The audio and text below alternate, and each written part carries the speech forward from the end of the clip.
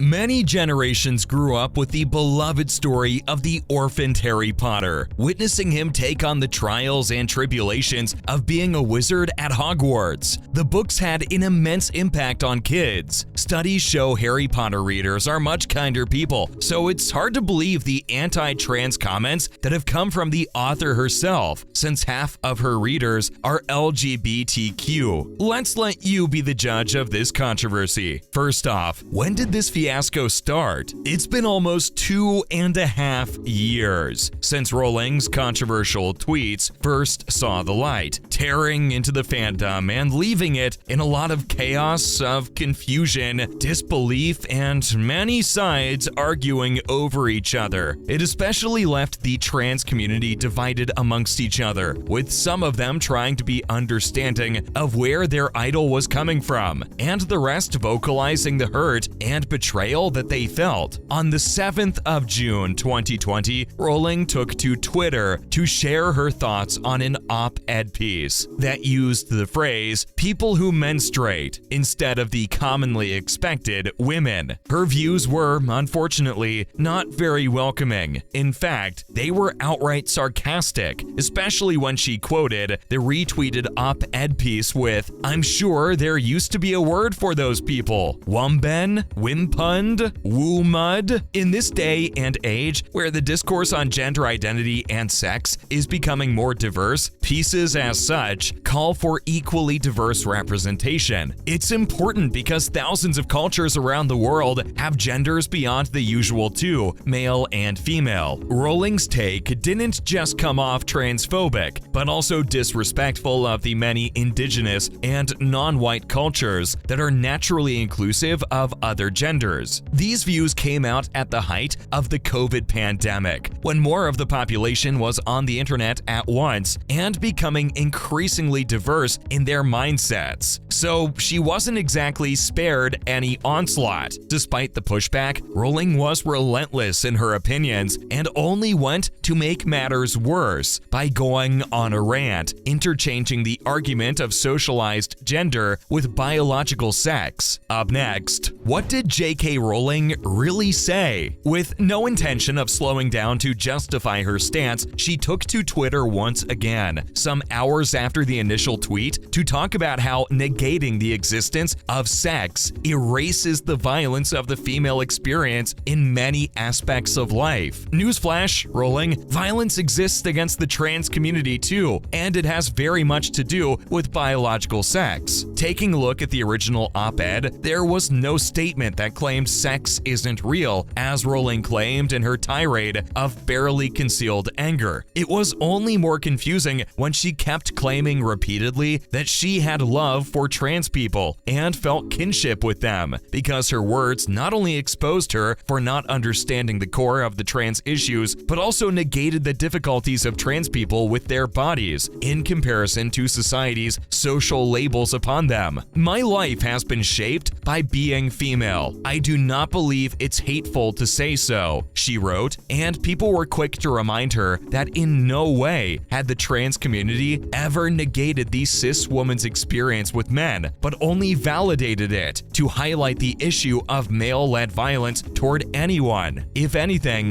the plight of being female only helped further explore the trans experience in a unique and separate light altogether. The concerns from her quickly shrinking fanbase fell on deaf ears. Maybe it was because she was too adamant about defending herself and her womanhood, which hadn't been disregarded in any way, then making sure she understood the political context of the op-ed piece correctly. Now for when the intent doesn't match up with actions. In a harrowingly short-sighted attempt, Rowling went as far as to try and pit the lesbian, gay, and bisexual community against the trans community. She did it by getting her hands on a piece titled "Anonymous Letter from a Terrified Lesbian," in which the said letter was introduced by, unsurprisingly, surprisingly, an anti-LGBTQ+ journalist. The misleading empathy for whoever penned the anonymous letter is obvious in the first line when describing the LGBTQ+ community as an abusive parent, with the accusation of it being a well-funded superpower. Fans were even more exasperated with this development and reminded Rowling that if she wasn't even part of the LGBTQ+ community, she had no right to present herself at the forefront of such issues to begin with. To make matters worse, she published a think piece on her website just 3 days later, titled TERF Wars. TERF's the acronym for Trans Exclusionary Radical Feminist, and it's pretty self-explanatory. As for the piece, it clarified any confusion for the remaining fans she had within the transgender community, and it was what officially put her on the list of celebrity TERFs. Many celebrities who grew up loving Harry Potter took to Twitter to undo, or at least soften, the damage Rowling had caused in her wake, addressing the author's unfair transphobia and offering comfort and consolation to the trans community. Harry Potter is about the magic of love, acceptance, belonging, said Mallory Rubin when pointing out Rowling's hypocrisy. Trans women are women. Soothingly enough, even the cast of Harry Potter spoke out immediately against Rowling's transphobia, with Daniel Radcliffe being the first to give a statement. Let's look at what the stars of Harry Potter had to say. Transgender women are women, Radcliffe said firmly and unapologetically through the Trevor Project, an organization that provides assistance to LGBTQ+ youth around the clock. He then went on to address the harmful consequences upon the trans community of negating the statement. Radcliffe also quickly reminded people that these beliefs couldn't be scientifically argued because the existence of trans people had been proven time and time again by healthcare professionals over the course of decades. He urged his followers to instead focus on the expertise of the professionals that have validated the experiences of the trans community, rather than turn to those who aren't even transgender at all. Alongside his concern for the trans community, he also lent a supportive hand to those who felt their relationship with the Harry Potter series was tarnished because of Rowling. Radcliffe asked the fans that they not let go of the valuable lessons they found in the books and to carry them forward even if they had to leave the story behind. Emma Watson and Rupert Grint, who played Hermione and Ron respectively, also echoed the sentiments and made sure that the support was evident in lengthy posts about respecting the trans community. Bonnie Wright, who played Ginny Weasley in the series, also took to Twitter to ensure that her trans following felt seen in their struggles. Redmayne, an actor who played a transgender woman in The Danish Girl and also worked in the Fantastic Beasts franchise, made his stance clear immediately. He disagreed with Rowling wholeheartedly, and that it's wrong to speak over a community that one has no associations with through experience. Coming up, J.K. Rowling's evidence of discrimination in the Harry Potter series. This isn't the only issue that Rowling's been caught within. Apart from the queer-baiting controversies of claiming Dumbledore was gay, something the books never saw any real development on, she's also been accused of anti-Semitic sentiments. The depictions of the Goblin Bankers, both in the books and on screen, have been subject to controversy. This is mainly due to the fact that they don't resemble the goblins in folklore, but seem to have eerie similarities with the negative stereotypes of Jewish people. We agree. We can't blame Rowling for the movies, but she had a considerable amount of creative control during production, so she could have easily questioned it, yet chose not to. The hooked noses, greedy nature, and general lack of trust the wizarding world has toward them all matched up a little too well with how anti-Semitic people view the Jewish community. Even someone as unserious as Pete Davidson called out the situation with the goblins, right alongside trashing her anti-trans sentiments. Finally, saying goodbye to a tainted childhood. For many, the Harry Potter series was a source of immense strength. It was something that people truly clung to in a time when there wasn't much awareness about mental health issues, being empathetic, and even politically turbulent. The series offered its readers not not only a connection through Harry's struggles as someone who felt different and abandoned, but also let them escape the pain of it through the awe-inspiring wizarding world with its many exciting adventures. As we've outgrown the fantasies, there's a lot in the books that we go back to and realize some things weren't quite right. If anything, it was a turning point for most of us, where we learned to not biasedly give into the things we enjoy. That enjoyment and critical analysis can coexist. If anything, this only pushes the industry to create more mindful content. Part of growing up comes with the hard-hitting practice of separating fantasy from reality to survive. But if the situation with Rowling taught us anything, it's that the world's slowly becoming a better place, where people care about those who are different from them. In the disappointment Rowling gave us, there was much hope found in many others. Now that we've got all that covered, what do you think? Is it time to leave Rowling's works behind? Let us know in the comments. If this is the kind of content you like, be sure to give this video a thumbs up and subscribe to our channel for more.